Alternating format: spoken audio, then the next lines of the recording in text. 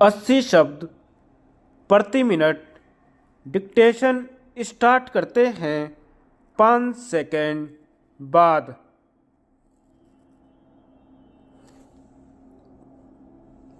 अध्यक्ष महोदय, मुझे ऐसी संस्था में आकर बहुत प्रसन्नता होती है।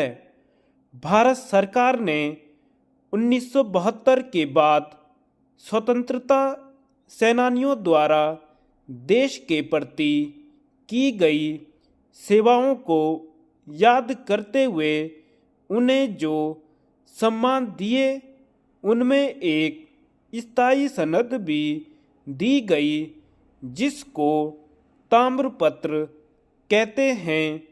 उसके बाद सरकार ने फिर जब कुछ और करना चाहा तो उन्हें पेंशन भी दी जाने लगी। यह पेंशन एक सहायता नहीं बल्कि एक सम्मान है जिसे भारत सरकार भी देती है और अब कुछ प्रांतीय सरकारें भी इसमें अपना योगदान दे रही हैं। यह सम्मान, पेंशन और ताम्रपत्र सब एक तरफ हैं, दूसरी तरफ अब हमें यह देखना है कि ये हमारे पुराने ज़माने के लोग जिन्होंने हिंदुस्तान की स्वतंत्रता के लिए सब कुछ किया, जिनकी वजह से आज हिंदुस्तान दुनिया की सर्वोच्च श्रेणी में पहुंचकर अपने सम्मान को बढ़ा रहा है और अपनी किस्मत का मालिक खुद बना हुआ है, उनके लिए हम और क्या करें। इसके साथ साथ एक महत्वपूर्ण बात यह है कि इंसान को राजनीतिक स्वतंत्रता के साथ साथ आर्थिक स्वतंत्रता भी मिलनी बहुत जरूरी है और जो अभी तक हम उस आर्थिक स्वतंत्रता को पूर्ण नहीं कर पाए, उसमें आप जैसे स्मरणीय लोगों का योगदान अब भी हो सकता है।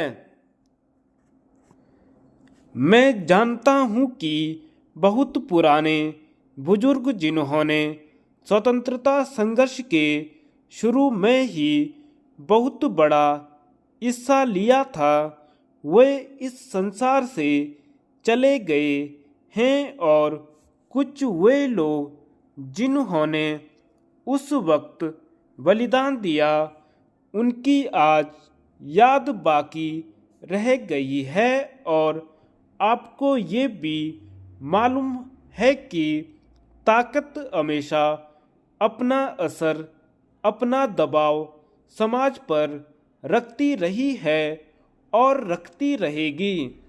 इसलिए यह जरूरी है कि हम स्वतंत्रता के संग्राम में हिस्सा लेने वाले लोग बिल्कुल खामोश होकर न बैठ जाएं। हमें जहां राष्ट्रवादी ताकतों को मजबूत करना है, वहां हमें इस बात के लिए भी उपाय करना है कि यह भावना, यह देशभक्ति, यह हिंदुस्तान का प्यार, इसकी एकता, यहाँ के रहने वाले लोगों के आपसी भाईचारे को कायम रखने के लिए हम सरकार और समाज को पूरा ध्यान व सहयोग देकर मजबूत करें। मुझे आशा है कि इस मामले में हमारा समाज और हमारी सरकार ढील नहीं बरतेगी और वह आदर सम्मान स्वतंत्रता सेनानियों को ही नहीं बल्कि उनकी संतान को भी मिलता रहेगा, क्योंकि उनके खून के अंदर देशभक्ति है। धन्यवाद।